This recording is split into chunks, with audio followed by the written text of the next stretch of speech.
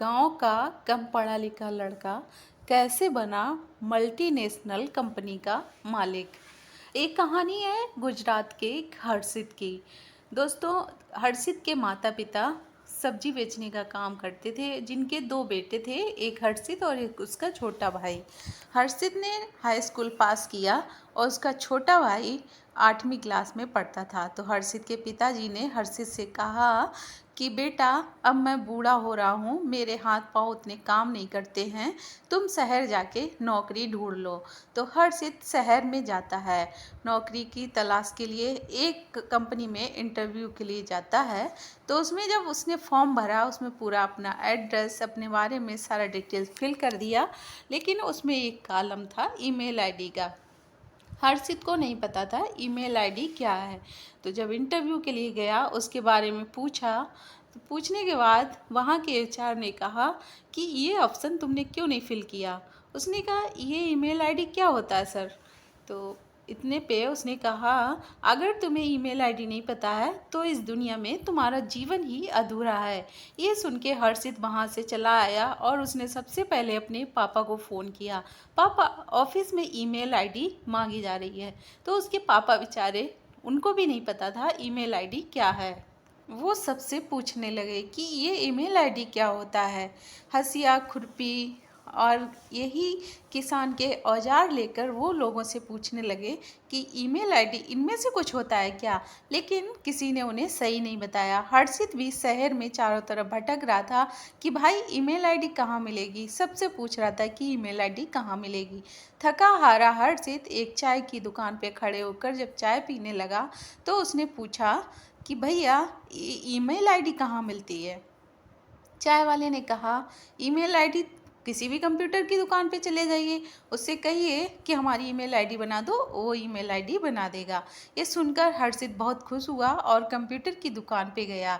जब email ID बनाने के लिए उसने पैसे पूछे तो उसकी जेब में उतने पैसे नहीं थे कि वो ईमेल आईडी बनवा लेता।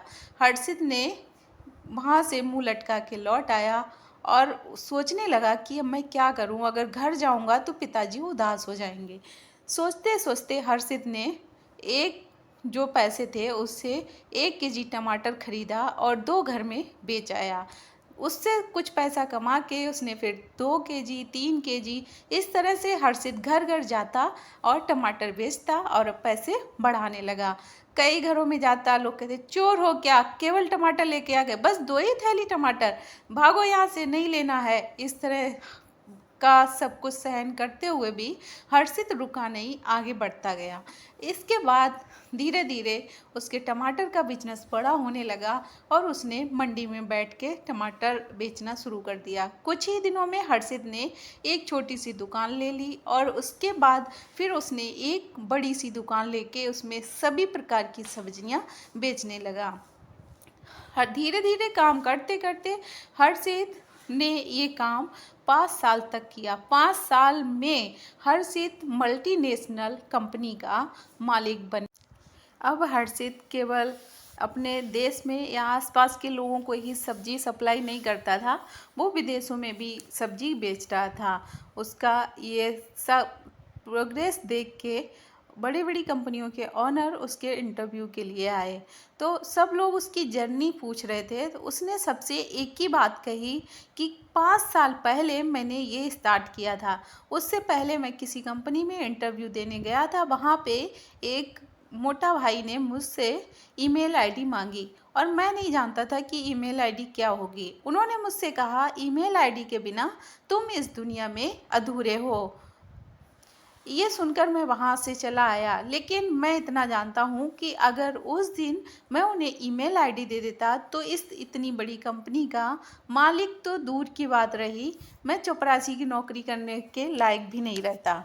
खैर, कोई बात नहीं, जो होता अच्छे के लिए होता है। दोस्तों, हमको ये कहानी सिखाती है कि हमें काम करने की चाह होनी चाहिए और काम करते समय लोगों की बातों को नहीं सुनना चाहिए और किसी भी चीज़ का इशूस बना के हमें घर वापस लौट के नहीं जाना चाहिए।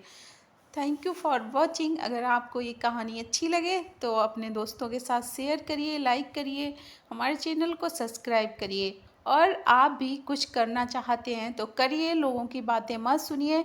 10 दरवाजे तो खटखटाने पड़ेंगे तभी जाके कहीं 2 लोग खरीदेंगे। Thank you for watching.